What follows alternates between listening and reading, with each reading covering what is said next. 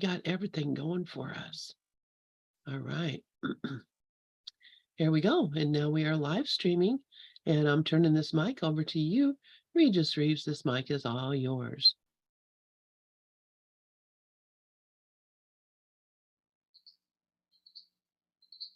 Got everything.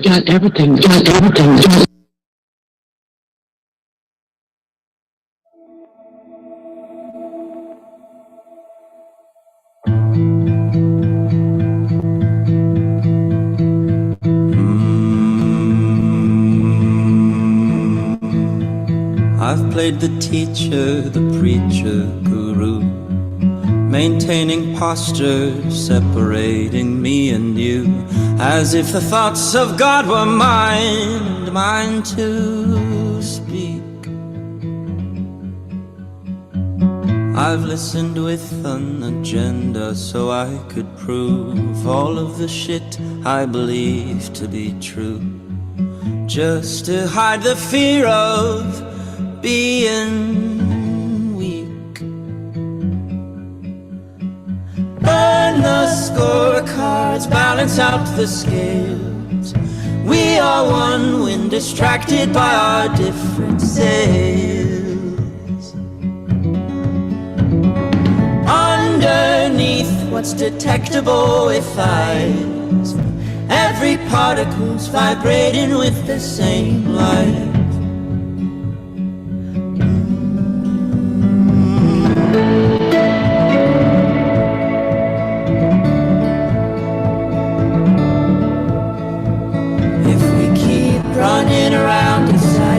Right and wrong, tell me, where are we headed? How can we all belong when all our logic is colliding and it's constantly dividing me from you?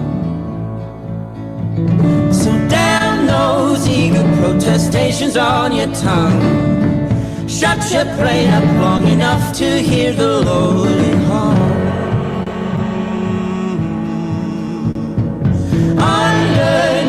What's detectable with eyes, every particle's vibrating with the one light.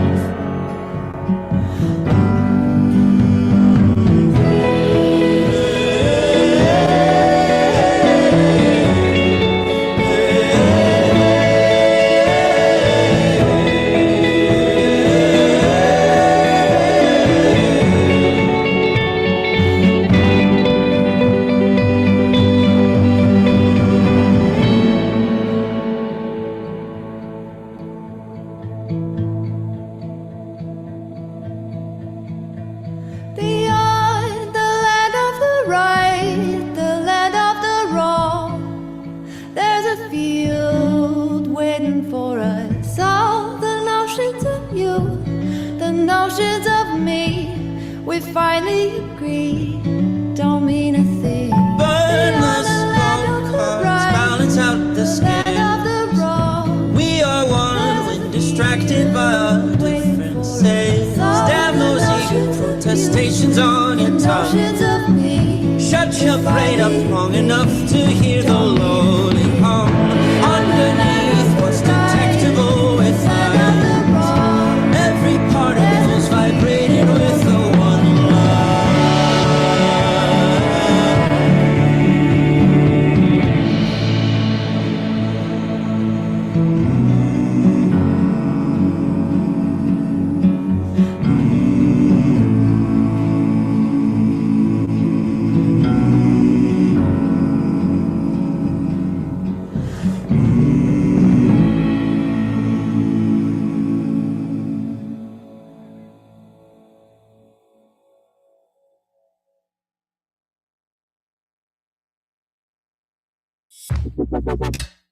You're listening to ACIM Gather Radio for students and teachers of A Course in Miracles. Join us at acimgather.us. It's okay to have just a little, and it's swell to have a lot. On the bottom or in the middle, in a rowboat or a yacht, long for, to be acknowledged and to be seen. In the end, does it really matter if you're a prince, a pauper, or a queen?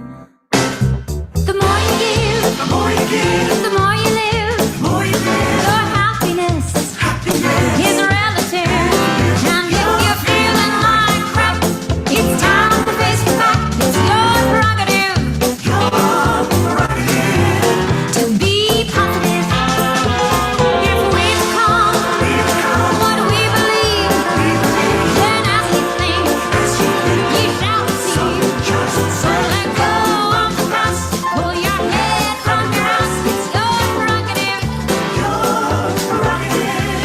To be positive. Here where the overactive is. Here is where the laughter is. Be a tambourine man in the yellow submarine and be positive. Positive. Don't hang on tight. Let it all go. The more you find out, the less you know. Life is just slipping right through your hands. She's up there, laughing while you're making your plans. Try your best, give it all you got. You might win, you might lose. Shoot your best shot. Get mad, get even if you lost. You gotta learn how to love, learn how to trust.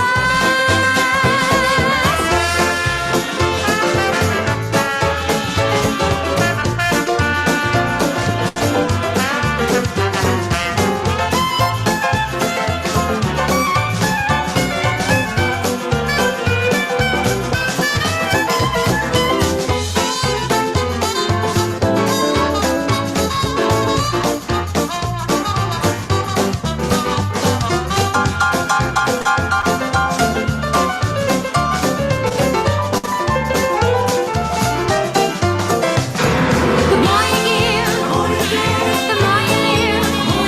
Your happiness is relative. But if you're feeling like crap, it's time to face the fact. It's your prerogative to be positive.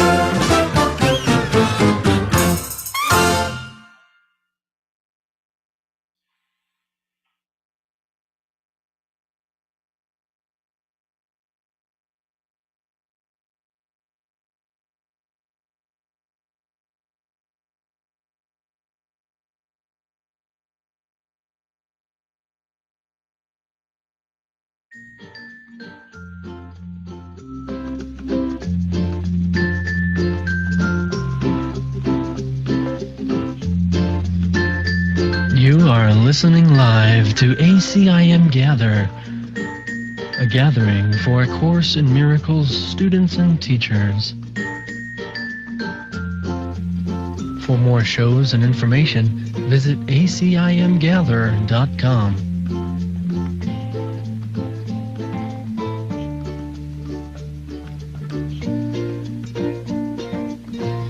All right, and good morning, and welcome all to ACIM Gather with Regis. And that's Bird Talker playing in the background.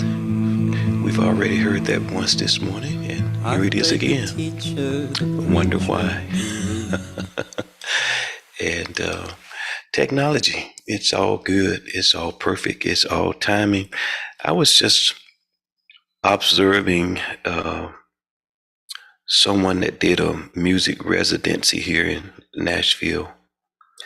And so they did about 8 days at the same location with all of their equipment. And there was a lot of music equipment and sound equipment.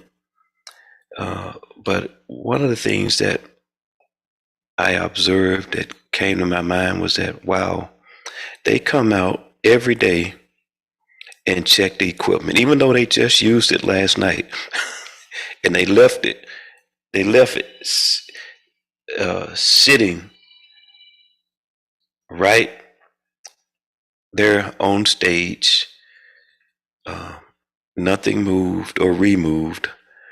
but they still come out every day and check the equipment and go through all the sound and all the instruments. And I said, wow, I wonder, does that get boring when you do a residency? you know, you set up, most of the time you set up, you take down, you go somewhere else, you set up, you take down, but then you leave it. And I was thinking it would be easy to get complacent. Well, it was already there. We just used it last night. But they don't seem to be irritated or bored by doing the same thing every day. And I thought that was interesting. And I think it's wise and smart. And it was really saying to me just about what we do here in ACIM Gather in the technical side of it, and preparation, being prepared, getting up on time, checking the equipment, making sure everything is working. And I was like, well, yeah, I could be more vigilant, more diligent, and realize, that nothing remains the same. Everything is always changing, whether we see it or not. The weather change, the temperature change, things change. Things upload and download sometimes without notice, or maybe we miss the notice, but it happens. And so it's interesting. So just a message to me to get up earlier, to be vigilant, to be diligent, to do the same thing over and over. That's what all of the lessons is about, practice. And we used to say practice makes perfect. Be consistent. Develop the habit of doing good habits over and over and over, because they're good habits, and you'll find yourself having a good life. And they have a good show. They do the same habits every day, no matter what, and they have a good show. Sometimes we are lulled into thinking that, oh, what am I doing this for? I already know this. Well, how's your life going? Oh, it's going good. Well, keep doing what you're doing. Don't stop. We do the same thing with vitamins. Oh, I feel okay. What? And then how do we get to the mindset that, oh, I don't need to take it today? Oh, I feel great. I don't need to take my medication that's been helping me stay happy and normal and not get paranoid and interfere in depression. Oh, I feel good. Maybe I don't need to take the medicine. Oh, my blood pressure's been fine. I guess I can skip a day. It doesn't matter. I got out of bed late, or, I don't feel like getting up, walking to the kitchen today. So, well, duh. Why do you think you've been feeling good? Why do you think everything has been so happy? Because I've been doing the same thing over and over. And for some reason, especially in the spiritual community, and I shouldn't just say that, because I know people who are not in the spiritual community that think, oh, well, I'm feeling okay. I'm not having any problems. Me and my boyfriend are getting along. I guess I don't need that medicine, or I can skip it. Or I'm doing it all on my own. Like I keep saying, we're like toddlers, and you can help a toddler do something and they don't know you're helping them, or you can they can be pushing a very heavy door open and they don't see you above them pushing the door, and they think they're doing it all on their own. And we think it's cute and funny at that age to kind of trick them, fool them, make them think they're strong. uh, but as adults, we're not toddlers. The New Testament says, when I was a child, I talked as a child, I acted as a child, I responded as a child. But now I'm an adult, and I should be processing a little differently. I should be understanding on a different level. And so we have to do the right things every day and be vigilant and be vigilant. We wouldn't want the people that's inspecting the airplane that we're about to ride on get lax. See, there are some people that we don't want. When we think about routines, there are some people we want them to make sure they do their routine very accurately every day, no matter what. And when you step on that airplane, you hope that everybody, and as soon as something goes wrong, we start investigating. Who didn't do their checklist today? Who did not follow procedure today? Who skipped a step today? We were up in arms about a year ago or 2 years ago here in Nashville about a nurse that got charged because, with jail time, I believe, because she really didn't follow procedure. And it was a routine job that, in one process of it, in just passing out medication that she took for granted. And she didn't follow the procedure, the checklist, and she gave somebody something that she shouldn't have given them. And the nurses were, oh, well, now people are going to be afraid to be a nurse because, they can get sued and they can get jail time and blah, blah, blah. But there are certain areas of life where we would like to think people are doing the same thing over and over every day, and they're doing it with diligence and vigilance. So what about our life? What about your life? Sometimes I'm talking to my wife and I'm like, we want everybody else to take us serious. And I told a guy about some career decisions I made some years ago. And I said, I'm making an investment in me. We go and we sit down in somebody's office and try to stand on our head and dance and say all the right things and project all the right things because we say, believe in me. Believe in me. Believe in me enough to give me this salary, to give me this role.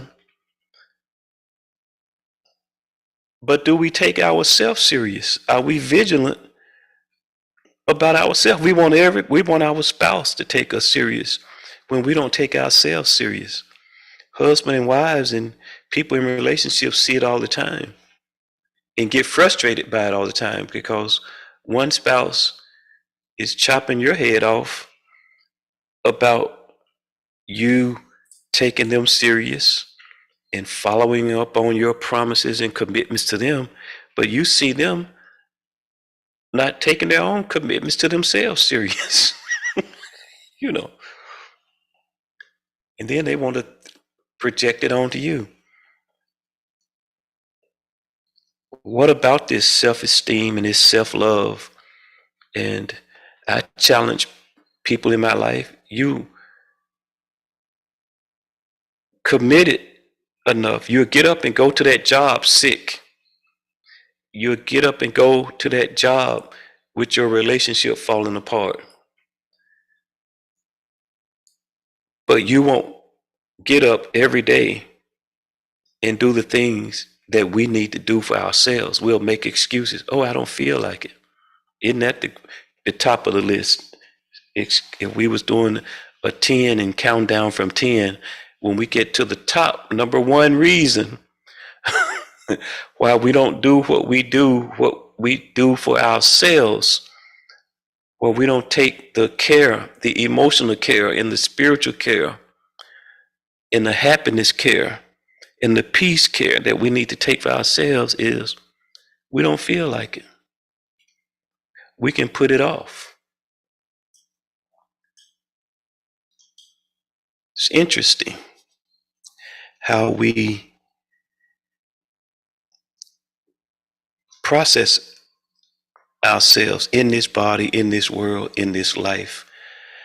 Some thoughts that I was looking at about the ego and the Holy Spirit, and I don't know if any of this is making sense. It's just the way I decided to do it this morning.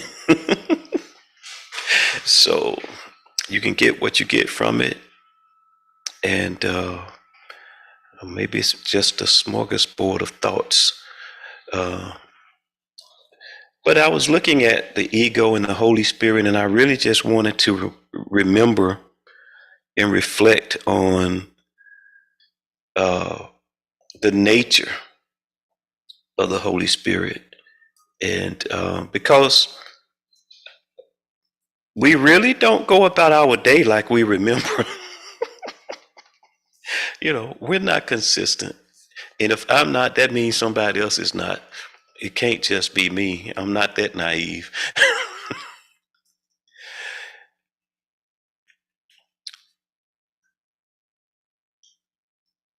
And just looking at that thought, that cliche, and I hate being cliche, but even if we thought about it more regularly, because it would be so helpful. I'm talking about the little things, the things we think we can handle, the things we think we already know, we already got this, we got experience. We have a past with this. When we say we got experience, we have a past with this.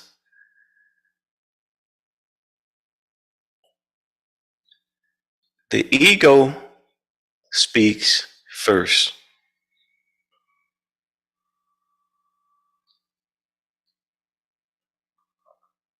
Yeah. Just pause with that. We're so smart. We always have the answer. We even when we're talking, like some people get irritated with me sometimes, cause not, I mean, angry, but like, and I get irritated with people who do the same thing, cause you're talking and they're not saying anything, and you're asking them a question and nothing is coming out of their mouth. Because we pause to think about it, to not be so fast with an answer. To just sit. Sometimes when we're in teaching settings with groups, things come to my mind quickly. Things are being said, my ears are hearing them, my mind is working, and things come to my mind quickly. But I don't always quickly raise my hand. And sometimes you'll often hear me say, well, I wasn't going to say anything, but since it kept coming up, I decided I'll go on and say something.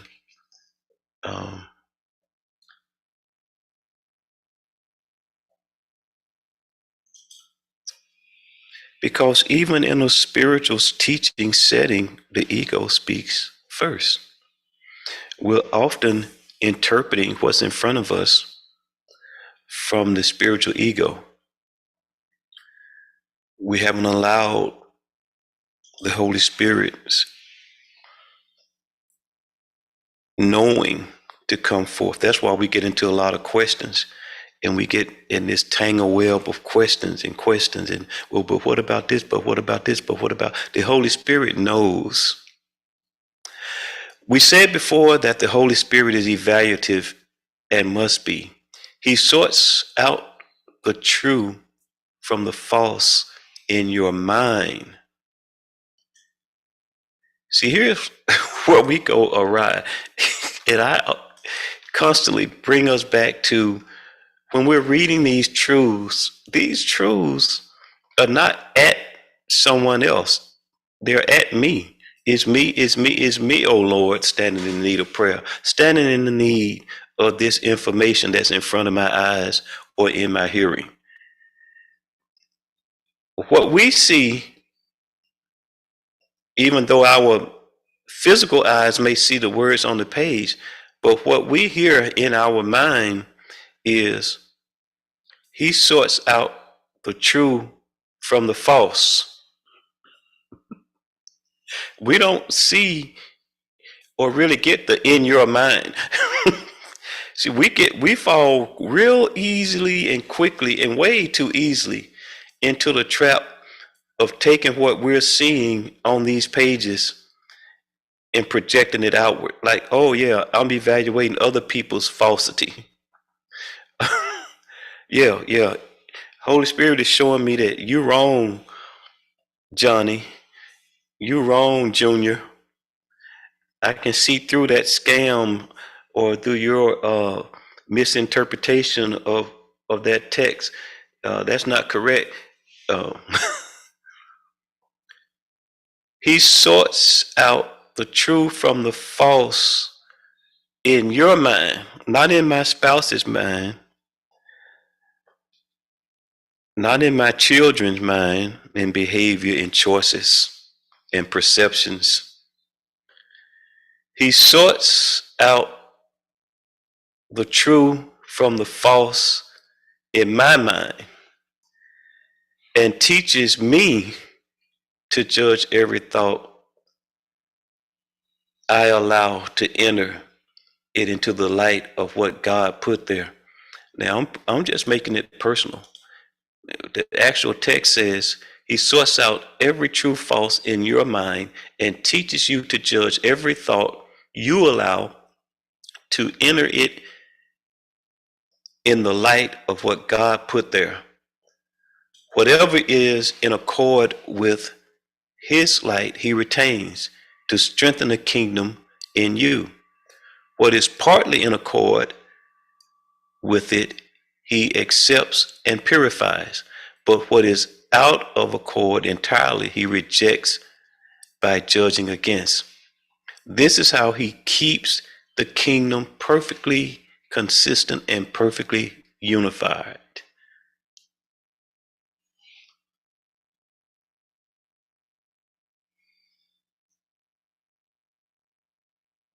Remember, however, that what the Holy Spirit rejects, the ego accepts.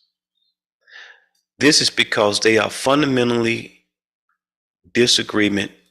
They are in fundamental disagreement about everything, being in fundamental disagreement about what you are. The ego's belief on these crucial issues vary, and this is why it promotes different moods. The Holy Spirit never varies on this point, and so the mood he engenders is joy. He protects it by rejecting everything that does not foster joy, and he alone can keep you wholly joyous. Is it joyous? I often ask, where's your happiness meter? This thought process that I'm down this road with the spiritual concept. I'm studying A Course in Miracles. I'm studying spiritual concepts by myself or in a group. Is it joyous? The end. What's the mood? To thyself be true. This is not rocket science, as we say. Is it joyous? Has the meeting moved away from joy? Has my personal Bible study moved away from joy? I'm probably interpreting from the ego. The Holy Spirit never varies on this point. And so the one mood he engenders is joy.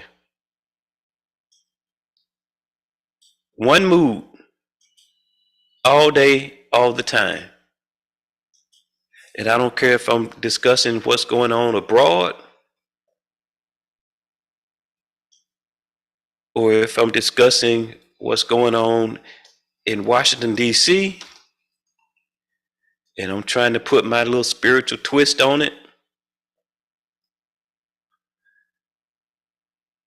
And that word engenders mean cause or give rise to a feeling, situation, or condition.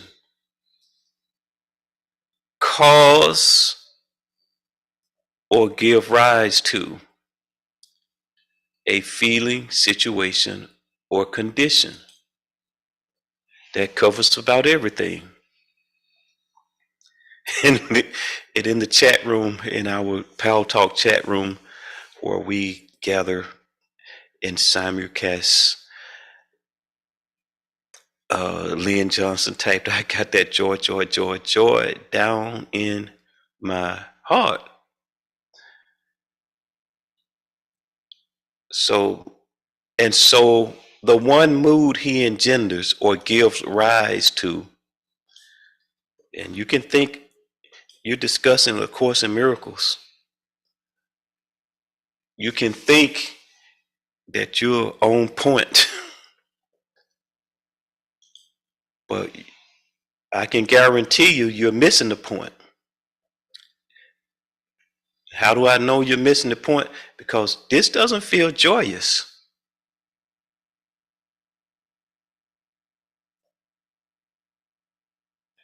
This mood is not happy. This vibe, we used to like to say that vibe. I like your vibe, Regis. I like your vibe, Sharon. What's the vibe? What's the mood?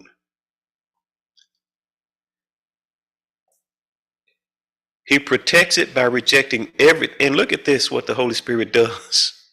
He protects it by rejecting everything that does not foster joy.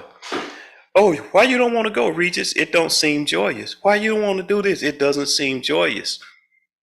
I don't have to go back and forth. Well, don't you want to think about it? No.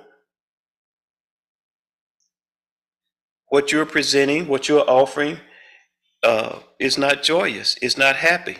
I'm all about the happy. I believe in easy, and I'm all about the happy. Let's discuss it. Let's not discuss it. Let's not discuss it. It doesn't seem like the discussion is going to be happy and joyous. The Holy Spirit never varies on this point, but we do. Something in me does, because we can get on a rant that can take us into anger, depression. We'll be crying because we feel sorry for ourselves and thinking that I'll never get this and I'll never understand it. I'll never be able to live up to this bar. And thinking that we're being spiritual the whole time. But the Holy Spirit never varies on this point.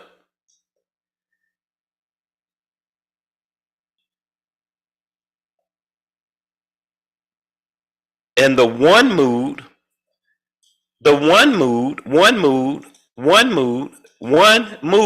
one. Sometimes I think I just perceive myself in the mind of others as being too simple and too simplistic. But it's just one mood, folks. When you get through with your story, let go of the story and allow the glory. When you get through with your story and you try to spiritualize and justify your story, it's just one mood. One.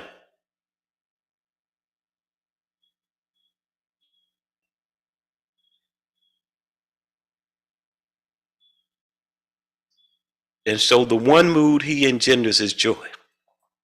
He protects it. He protects this mood.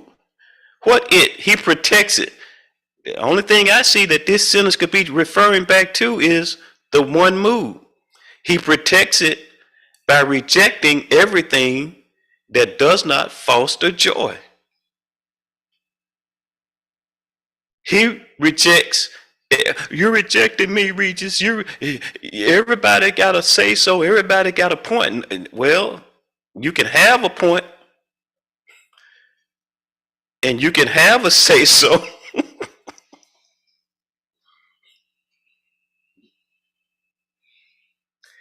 He protects it by rejecting everything that does not foster joy.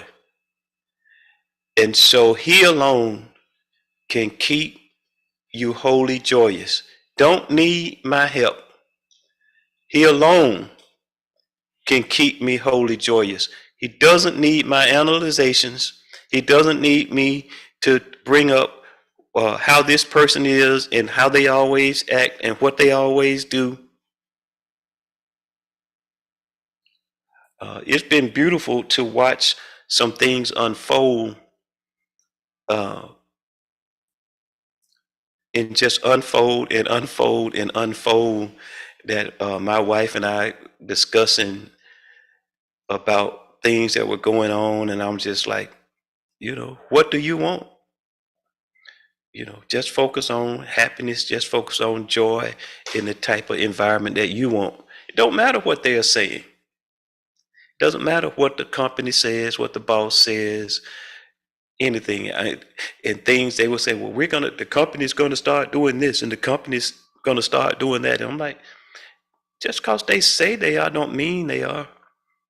You're getting upset about something that they are saying gonna happen in the future that it don't have to happen. And all those things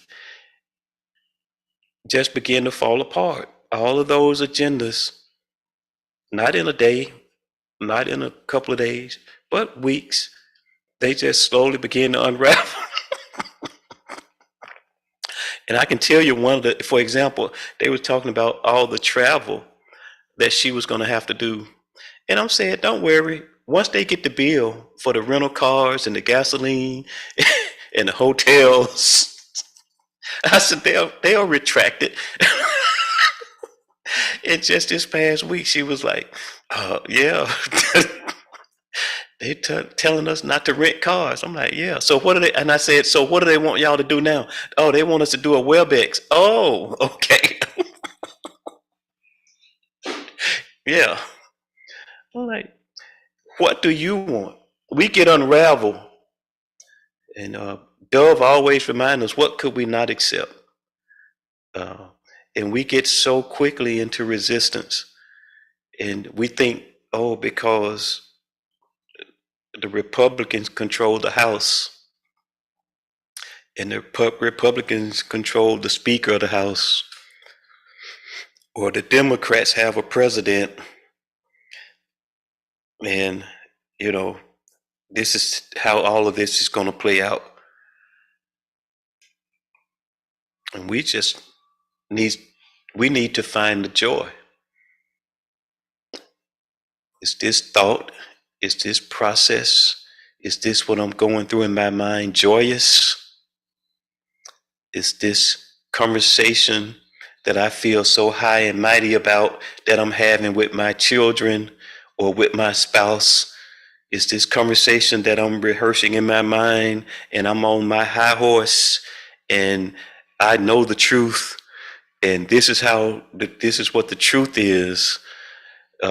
How's that high horse making you feel?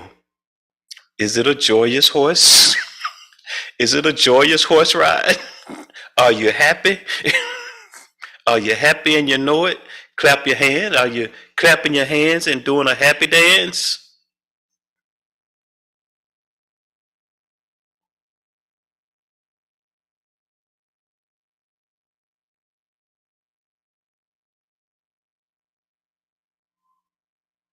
Then we can allow the Holy Spirit to reject that. But what about, well, If you're happy and you know it, clap your hands.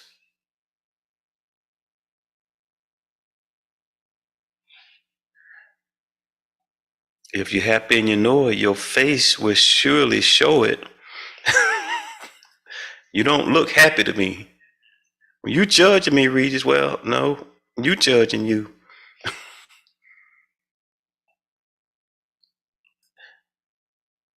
Are you joyous? Are you happy? Then you must be wrong. You must be. I must be wrong. My point must not be the point.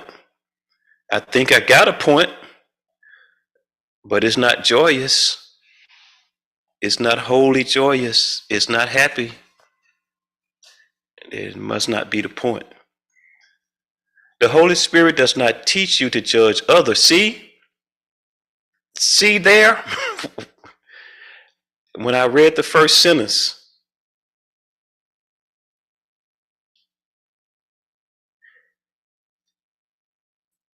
he teaches you to judge every thought you allow to enter in your mind. He sorts out the true and the false in your mind, not other people. We love to take these concepts and go outward, and we're just delaying our happiness. We're delaying our peace. We're delaying our joy when we go outward. We take these concepts and we think, oh, so we can evaluate what everybody else is doing. No, it's for me to evaluate me. The Holy Spirit does not teach you to judge others because he does not want you to teach error and learn it yourself. He would hardly be consistent if he allowed you to strengthen what you must learn to avoid. In the mind of the thinker, then, he is judgmental, but only in order to unify the mind so that it can perceive without judgment.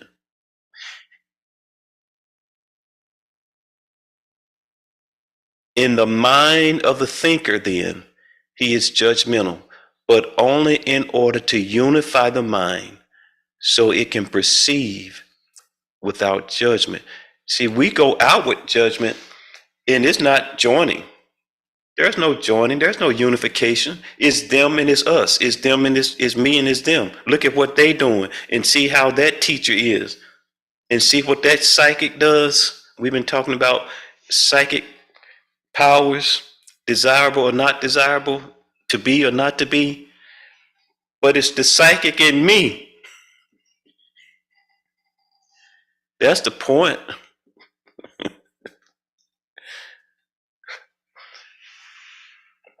Not for me to evaluate Sister Tuesday and how she's operating her psychic business. It's for me to look at the psychic Regis and his control and manipulation and his ulterior motives or motives. They may not even be ulterior. He is judgmental, but only in order to unify the mind so it can perceive without judgment. This enables the mind to teach without judgment and therefore to learn to be without judgment. The undoing is necessary only in your mind so that you will not project instead of extend. We project guilt, we extend love, in case you missed it. Love extends. We project guilt. God himself has established what you can extend with perfect safety. Therefore, the Holy Spirit's third lesson is be vigilant only for God and his kingdom. All right. Be vigilant only for God and his kingdom. In chapter 6, the only answer.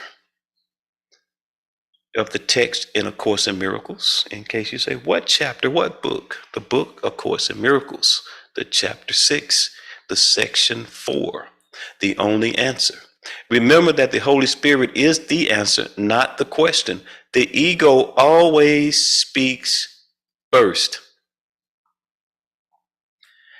And we can put this into practice all day, every day.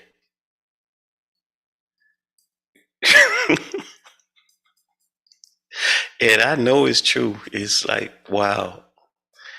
Because often, and I'm talking about in a marriage, there's been hurts, letdowns on everybody's part. We just bodies trying to live together in the same confinement. So often in relationships with our kids, the ego really speaks first. And just sit with that for a moment. And you know it's true.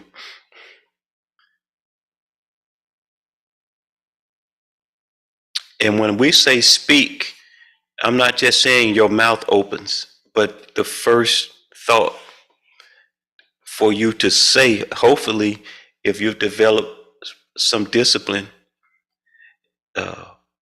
we talk about people, whatever come up, come out. Hopefully, we've developed some discipline to know that whatever comes up is not necessary to come out. And we don't have to let it out. And we can pause and sit with it. And I pause and sit with stuff every day, all day. My first thought is, no, get it yourself. Can you bring me that? Why can't you just get up and get it? You got legs.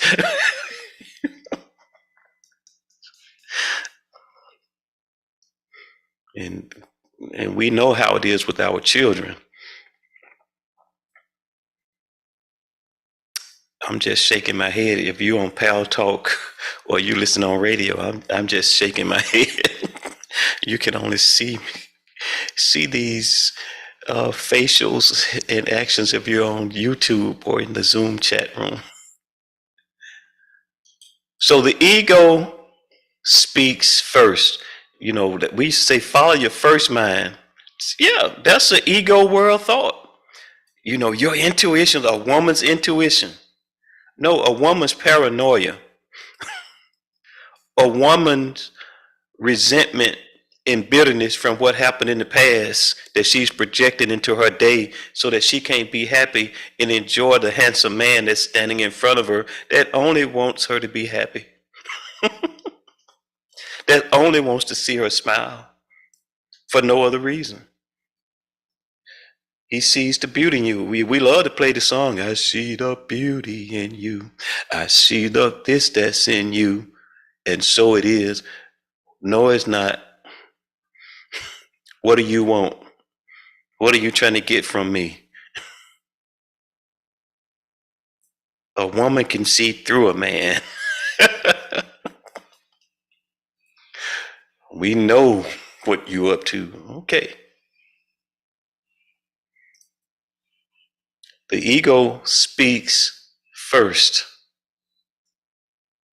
And I can say that it's always a historian. It's the great historian of all historians. Everybody like to say, I don't like history. You love history. You worship history. I didn't like history. I don't like history. It's boring. You love history. You're addicted to history. That's why we can't let go of the story and allow the glory. The ego always speaks first. It is capricious and does not mean its maker well. Now, we're in the middle of a chapter, and you may not know what it means in this context of this recording or this live session. When I read, it believes It is capricious, and it does not mean its maker well. Who is its maker? Me, you. We make our own Frankenstein. I thought about that movie Frankenstein not too long ago, and I'm like, you know, when I look at these old movies and these scientists who create these human-like monsters, and then the monster turn on them and wreak havoc over them, I'm like, it's kind of like the ego, or for some, the devil. But it's the devil you created. If you're living in hell, it's the hell you're creating. Heaven is now. Hell is now, and it's your choice.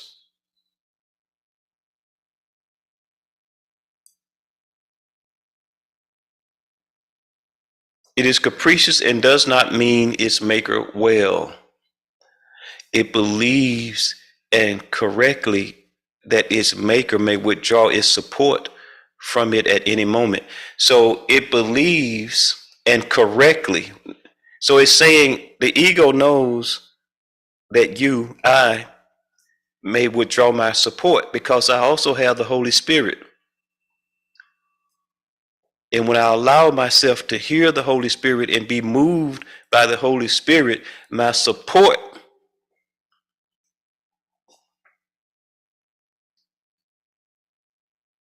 of the ego's system and thought system and ideas and philosophies, that support may be withdrawn.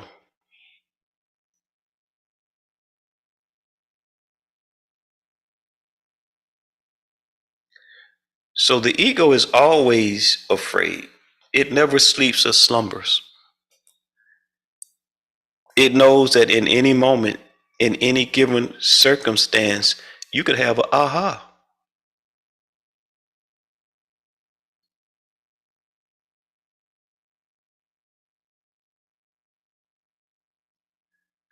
All right. You cannot understand the conflict until you fully understand the basic fact that the ego cannot know anything. The Holy Spirit does not speak first, but he always answers. Everyone has called upon him for help at one time or another, and in one way or another, and has been answered.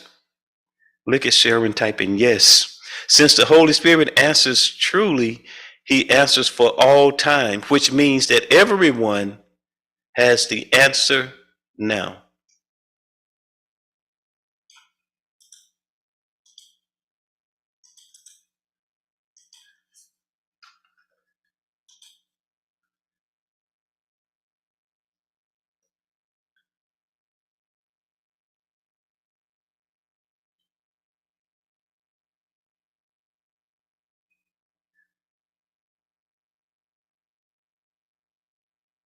And I'm going to jump a few paragraphs down. Well, what is the answer in all of our quandaries? Here then, the one answer, the Holy Spirit, the one answer of the Holy Spirit to all the questions the ego raises. And you all that listen to me know I harp on this. Now we got in the first part of this talk this morning. Joy is my meter. If I think happiness and joy is my compass, it's my true north. No matter how right I think I am and what point I think I have, is it joyous? Looks like Zuma has joined me in the Zoom. You go, girl. Thank you. All right. Here then, the one answer of the Holy Spirit to all the questions the ego raises. You are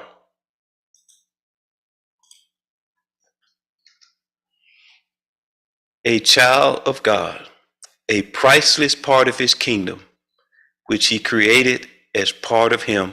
Now I'm using a few different words this morning because you know what I typically say, the beloved child of God in whom he is well pleased. The Holy Spirit, finish your story, get it all out.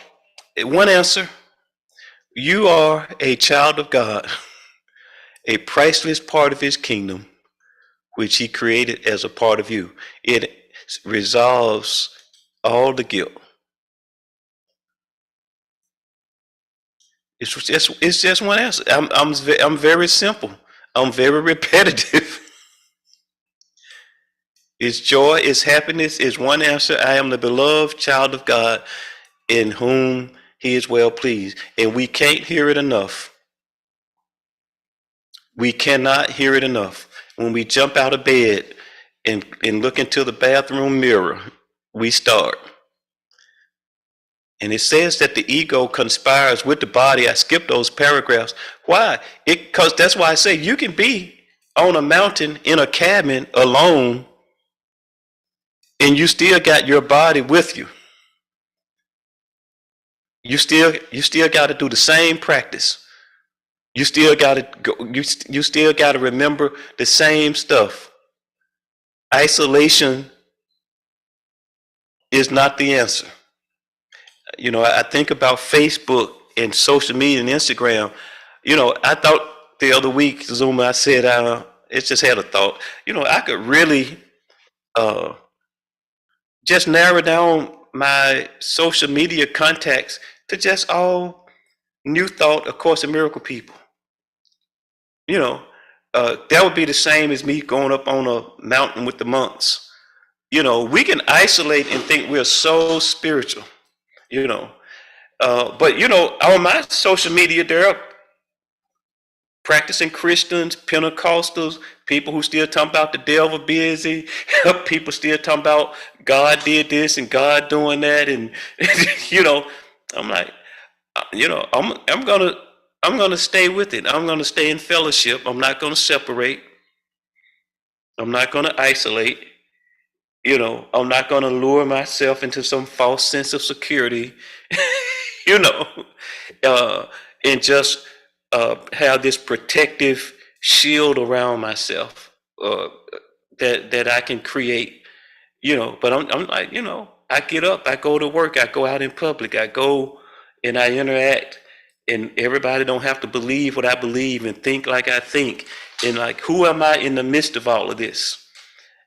I am God's beloved child in whom he is well pleased. I think I may have said this last week, but my supervisor, he came and asked me, what happened in the other department? I'm like,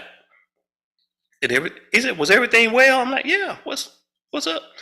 Then he couldn't talk to me right then. So later he brought it back up. He said, was everything okay over in another department? I'm like, yeah, I think what? He said, well, a lady came over here. She was mad at you. She said you was mean to her and blah, blah, blah. And so I just looked at him and said, oh, I can't say yes to everybody. Sometimes I say no. And I didn't ask, and I just walked away. And he just looked at me like, and I didn't even ask him, what did she look like? What was the scenario? I didn't try to, it was the different part because I didn't try to figure out who it was. I'm like, I probably said no. She probably wanted to do something that I wouldn't allow her to do. I don't know. But, you know, I don't care. I take the no. I told somebody yesterday, one person puts money in my hand and wants to give me money because they like the way I treated them so well. And the other person says I was mean to them. It's all the same. You know, I'm not going to get into that. I'm not going to dig into it. I didn't hurt your feelings. You hurt your feelings. And I'm not being irresponsible, arrogant, or mean with that. Guilt. The ego likes guilt. It likes blame. It likes shame. It's like convincing you that you're not enough. And I did all that rambling just to say, we can't say, I am the beloved child of God in whom he is well pleased enough. From the bathroom mirror to the to the person in traffic. Somebody was just telling a story this morning about a person in traffic accused him of cutting him off. And the lady was like, I didn't see you. I didn't see you. No, you're lying. You tried to do that. You cut me off intentionally. And I say that to myself driving often. I'm like, Regis, they're just in their car. They don't even know you out here in your car. There's no point in you saying, well, they should see me. Well, maybe they should, but they don't. But so get over it. So, it's so we can't remind ourselves enough. And it's saying here that this is the answer. This is the one answer. You are a child of God, a priceless part of his kingdom, which he created as part of him. It's 9:31. I know I got a little time left. Nothing else exists. Only this is real.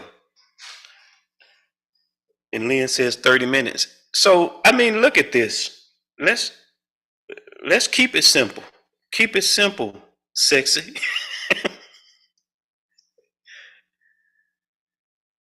Keep it simple, sexy. Yeah.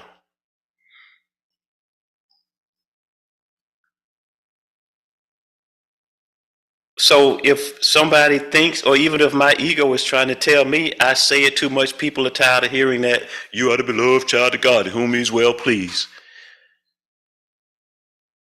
Hear then the one answer of the Holy Spirit to all the questions the ego raises. I'm too fat, I'm too skinny, I'm too tall, my skin too dry, my skin too oily, my hair thin and my hair too curly, I can't get it straight, my nose too big, my ears too little. You don't have to leave the house. The ego will conspire with the body. Oh, my body hurts. I can't get rid of this pain. I've been queasy for 3 days. And of course, A Course in Miracles teaches, don't ask the Holy Spirit to heal the body, but ask that my perception of the body be corrected. Hear then the one answer of the Holy Spirit to all the questions the ego raises. You are a child of God. To the question, my daughter is estranged from me. I didn't get to see her. I didn't get to raise her. I didn't get to watch her grow. You are a child of God, a priceless part of his kingdom, which he created as part of him. Nothing else exists, and only this is real. I didn't get the raise. I didn't even get the job. They turned me down, hired somebody else.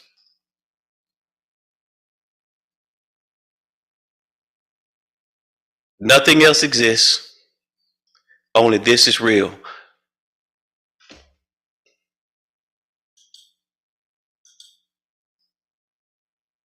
You may insist that the Holy Spirit does not answer you. Now I'm in chapter 9.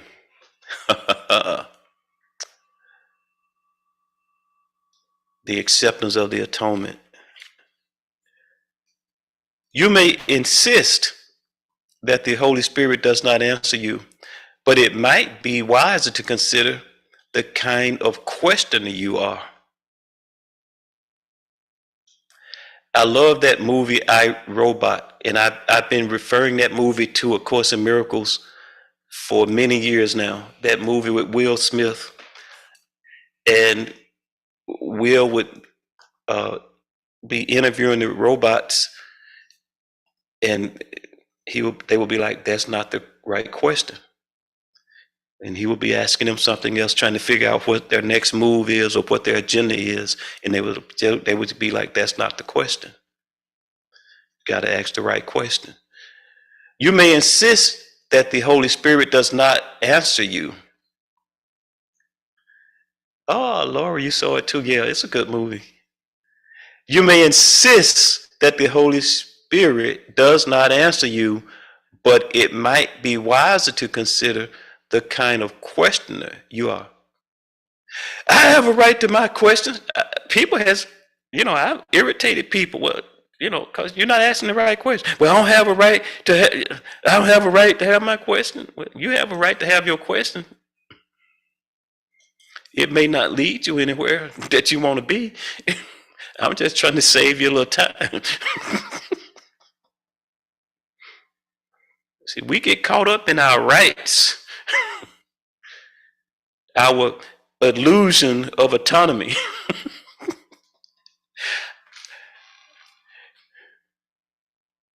You may insist that the Holy Spirit does not answer you, but it might be wiser to consider the kind of questioner you are. Zuma, get ready. You're going to have the mic for the last 20 minutes or so. All right. I'm wrapping it up. I'm a Baptist preacher. We say I'm about to quit. We'll do that about 5 times before we quit. And we'd be like, Pastor, please, you said that 30 minutes ago. It's time to get to this restaurant now. You do not ask for what you want. This is because you are afraid you might receive it, and you would. That is why you persist in asking the teacher who could not possibly give you what you want. Of him, you can never learn what it is, and it gives you the illusion of safety. Yet you cannot be safe from truth, but only in truth. Reality is the only safety. Your will is your salvation because it is the same as God's. The separation is nothing more than the belief that it is different. Oh, Nigel is back. Welcome back, Nigel. All is right in the world. World peace today. World peace right now. No right mind. I say this often. Do we actually think we can outwill the will of God? How grandiose. The Course in Miracles is really great at talking about the grandiosity of the ego. No right mind can believe that its will is stronger than God's. That's what we think. Our behavior. How do you know we think that? How do I know I think that? My behavior, my reaction, my response. That what's happening right now shouldn't be.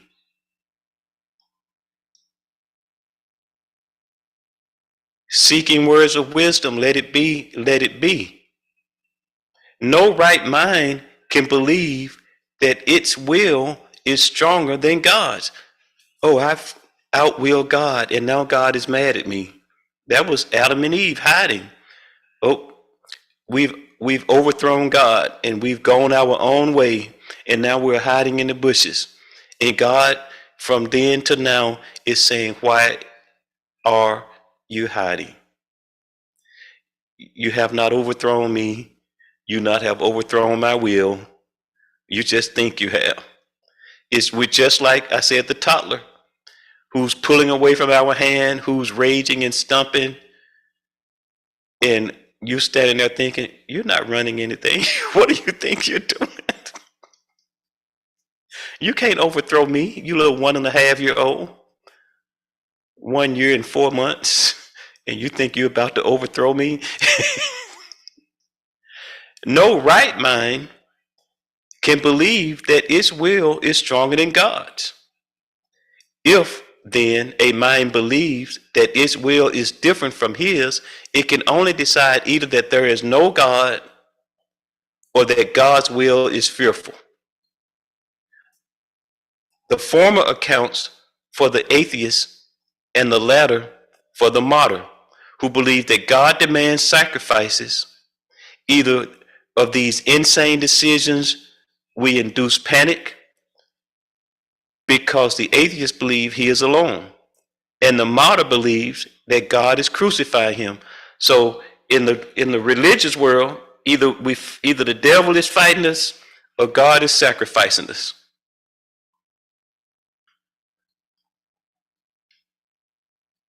God is crucifying us or the devil is fighting us.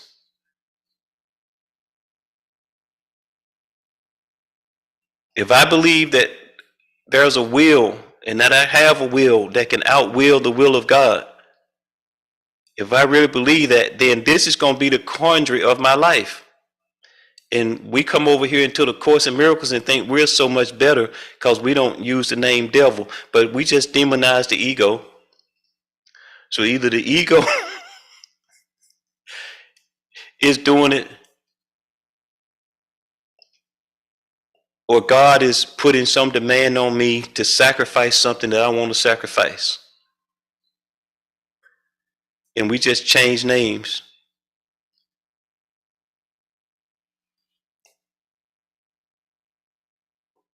No right mind can believe that its will is stronger than God's.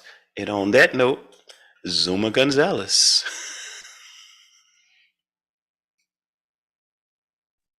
Thank you, Regis. This was fantastic. I was in the car, which is why I wasn't online. But I was in the car, I was listening. Couldn't get home fast enough. Um, yes, the ego. I like that what you just said about the ego and how people say my ego this and my ego that. It's my ego made me do it. Used to be, Flip Wilson with the devil made me do it. That's exactly right. The fact is, the Course reminds us that the ego and the Holy Spirit are thought systems. They're thought systems, and how we choose to think is the ego doesn't control us. The Course teaches that it's our allegiance to it is what makes it quote real, but it's not real. It's made up. It's the boogeyman. It's the devil with horns and red and I heard somebody talking about yesterday that the devil was chasing them, and I'm looking, I'm like, where? I don't see it.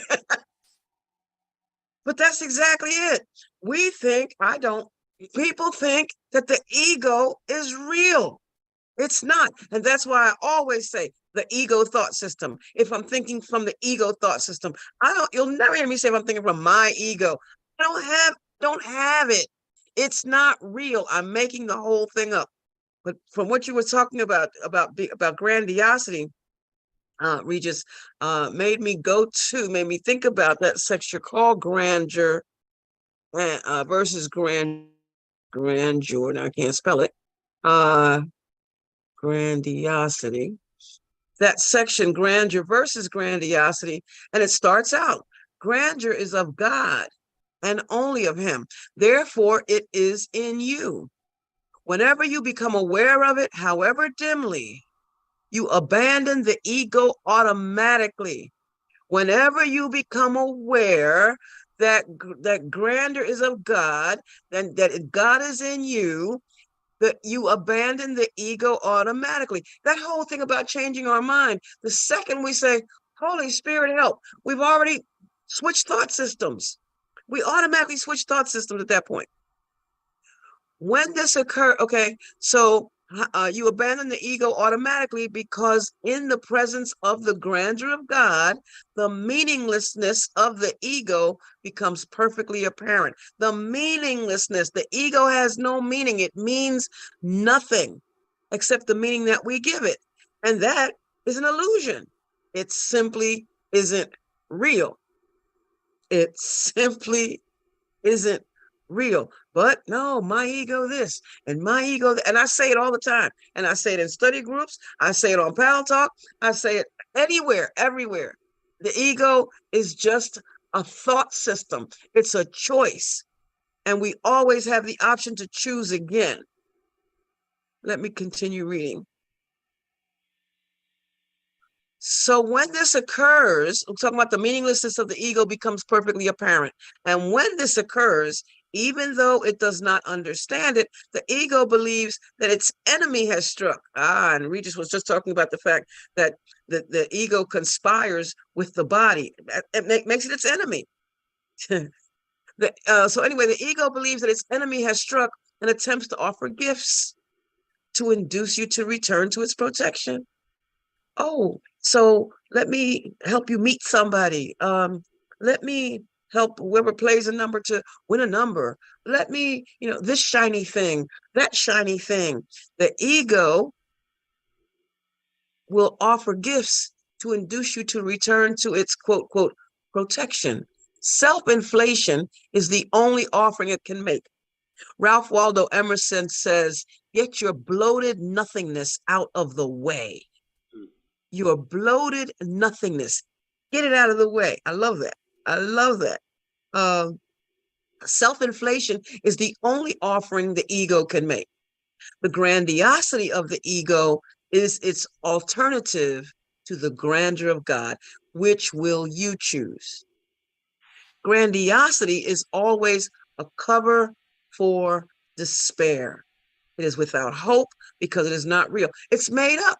To think, as Regis said earlier, that we can outdo God, that we can usurp the power of God, is the way the Course teaches it. That we can be bigger than God. That the life is God and me. No, there is no God and. There is nothing after God. It's all God, nothing more. To say and it's a puff of smoke. It's nothing. It's empty. It's nothing there. So grandiosity is always a cover for despair. It is without hope because it is not real. It is an attempt to counteract your littleness based on the belief that the littleness is real. I think that I'm not this and I'm not that. And not even thinking about the fact that my worth is not established because I didn't accomplish this, or because I didn't finish that, or because I didn't do that correctly, the way I expected to, or the way somebody else expected me to. My worth is established by God. It has nothing to do with what I do or what I say or what I think, because it has nothing to do with any of my behaviors. Spirit, which is what I am, in grandeur, in God, is in a state of grace forever. Our reality, the Course teaches plainly, is only spirit. My reality is only spirit. That has nothing to do with littleness. There's nothing to do with littleness. Grandiosity, grandiosity is always a cover for despair, and it is without hope because it's not real. It is an attempt to counteract your littleness based on the belief that the littleness is real. Without this belief, grandiosity is meaningless, just like the ego, and you could not possibly want it. The essence of grandiosity is competitiveness, which makes sense because the ego always lives by comparison. The essence of grandiosity is competitiveness because it always involves attack. It is a delusional attempt to outdo, but not to undo. So, and we have to remember that only the atonement, that's the only thing that we have to accept for ourselves, to continually undo, and recognize the truth of what we are, to recognize the truth, to go beyond the body, and look only at the truth of what we are, not grandiose, but in grandeur. What we said before, that the ego vacillates between suspiciousness and viciousness. It remains suspicious as long as you despair of yourself. Constantly, you're almost paranoid as to what happens next. What can happen to my body next? Will they attack the United States next? Will I get the virus again? Will there be a car accident? Will that car that cut me off, will the next car that cuts me off cause an accident? All these things that it's delusional. A delusional attempt to outdo, but not to undo. So the ego vacillates between suspiciousness and viciousness. It remains suspicious as long as you despair of yourself. It shifts to viciousness when you decide, not to tolerate self-abasement and seek relief. I'm hating myself. And as long as I'm hating myself, the ego thought system I'm using the ego thought system to believe that I'm not worthy, that I am not what God is, that I am not the child of God, that one in whom God is well pleased. There's no way, it can't be that way because I am spirit, but not the ego thought system. Shifts from viciousness when you decide not to tolerate self-abasement and seek relief. Then it offers you the illusion of attack as a quote, quote, solution. The ego does not understand the difference between grandeur and grandiosity because it sees no difference between miracle impulses and ego alien beliefs of its own. We're making the whole thing up. So I can do something and get complimented for it because they feel like I've done a good job. And I'm now, I say more often, well, not me, but the Father that dwells in me. Not me, but the Father that dwells in me. I'm taking that on and I'm sharing that because I'm talking to people about the fact that Jesus wasn't taking credit. I am not a Jesus follower. I'm a follower of the teaching. I am not. And then they tell me that I'm in a cult. Okay. No, people that follow people are in cults. I am not a follower of Jesus. I'm a follower of Jesus' teaching. And then, as he said, not his, but the Father that dwelleth in him. Always, he was talking about the kingdom, the kingdom. He was talking about where heaven resides. He was not talking about his physical self, his body. He wasn't talking about, what to say, destroy this. I'll show you that, you have no power over this body. You have no power over this body. Jesus didn't care about the ego thought system. Jesus didn't think from the ego thought system. And if we are following the teachings, then we know to just look beyond the body and remember, not me, but the Father that dwelleth in me. Always, not me, but the Father that dwelleth in me. And I'm gonna go on the ego. I'm going skipping paragraphs just for the sake of the ego is immobilized in the presence of God's grandeur because his grandeur establishes your freedom. That's when you recognize that I am not this body. I am free. I am still as God created me. Even the faintest hint of your reality, literally of your reality, mind you, the faintest hint of your reality literally drives the ego from your mind because you can't think two thoughts at once. You cannot be in the ego thought system and in the Holy Spirit thought system. Choose you this day who you will serve. You can choose the ego and always be right and miserable. You can choose the Holy Spirit and be happy, in joy, in peace, recognizing your oneness with God, not me, but the Father that dwells in me. Even the faintest hint of your reality literally drives the ego from your mind because you will give up all investment in it. Grandeur is totally without illusions, and because it is real, it is compellingly convincing. Yet, the conviction of reality will not remain with you unless you do not allow the ego to attack it. The Course teaches us to be mindful. It teaches us not to let the mind wander. It says the sleep of forgetfulness is only the unwillingness to remember. It says that the habit of engaging with God is easy if you actively refuse to let your mind slip away. And what do we do? Oh yeah, oh, that was great. Oh yeah, I heard Regis. Oh my God, I'm going on with that. And no sooner get off of YouTube or get off the Pal Talk, somebody calls me and gives me some news that I don't want to hear. Tells me no. What you said tells me no. And when Regis talked about that, yes is a definite answer, and no is also a definite answer. But the second somebody tells me no, now I'm going into my feelings. And how could you do that to me? And I'm this, don't you realize how special I am? Or how special I think you are? No, the habit of engaging with God is easy if you actively refuse. We're taking the active part of this thing, remembering what we truly are, because all these effects, all these things out here will give the ego, give us reason to think that this ego thought system is true, that everything that I'm seeing, that's real. But no, it's temporary. It's all temporary. It all comes to pass. It comes to pass. Do you know it's in the Bible, the words "it came to pass" is in there 727 times. 727 times it came to pass in the Bible, and all the fairy tales. Once upon a time, once upon a time, just once. It comes to pass. It doesn't come to stay like a movie. The scenes just keep on going. What do we do? Grab a scene. Now I'm all in the ego thought system, thinking that yes, this is right. I'm in control. Oh, God, you stay over there. I got this. And then you find out, no, I got nothing. I've got nothing. That's grandiose to even think that that's the case. Yep. Huh. Grandeur is totally without illusions, period. The ego will make every effort to recover and mobilize its energies against your release. You're trying to break away, and you want to change thought systems, and you think in that moment that you can't. All caught up in my feelings. I can't. No, I have to see this through. I have to see this through. I don't care if I'm right or not. I got. Mm, mm.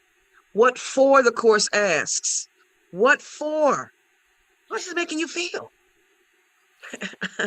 Karen and I were talking about, Regis talking about wanting things easy. Yes, indeed. Yes, and that's how I knew you were my brother. I have a reputation for trying to make things easy. Gotta be easy. One of the questions that's been coming up for me that I'm just working in me is, to what end? Even when you get into it, if I'm getting into a conversation, discussion, or involvement, just ask to what end? Yes. To what end? What we're discussing is to what end? Is it joy? Is it happiness? Is it peace? What am I engaging in? To what end am I engaging in this? And the thing with the Holy Spirit, it's a knowing.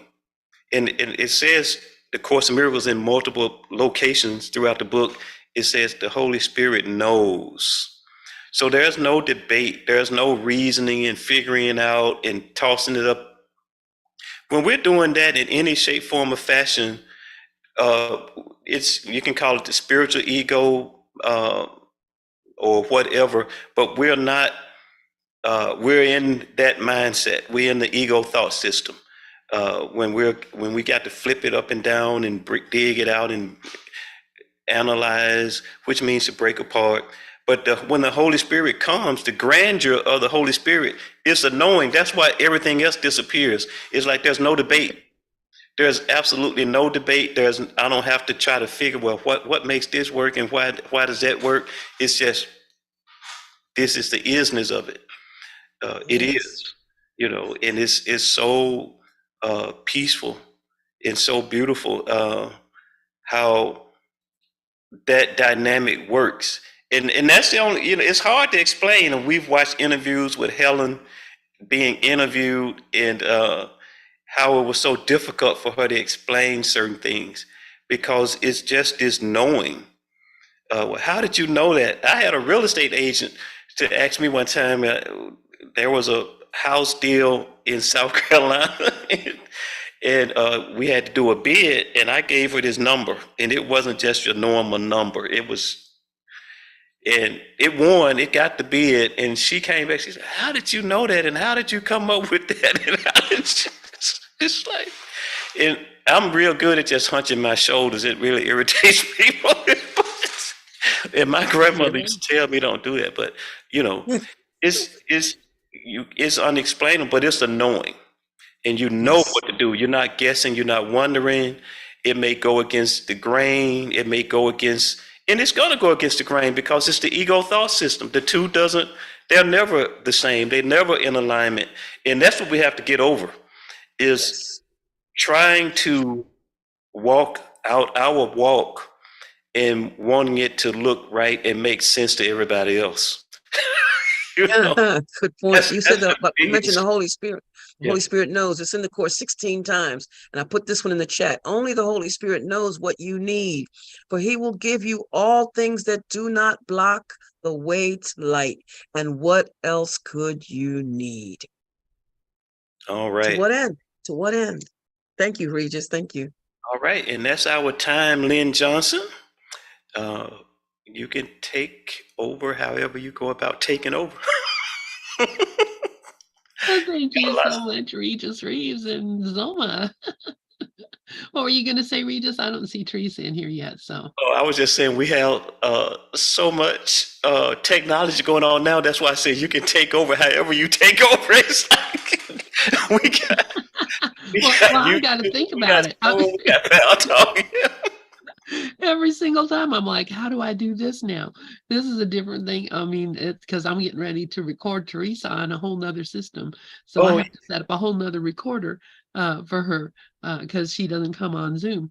But I think Raven, she just joined us in okay, Peloton. very good. Thank you for noticing that. All right, Regis Reeves, Zoma Gonzalez, thank you so much. I love you guys. And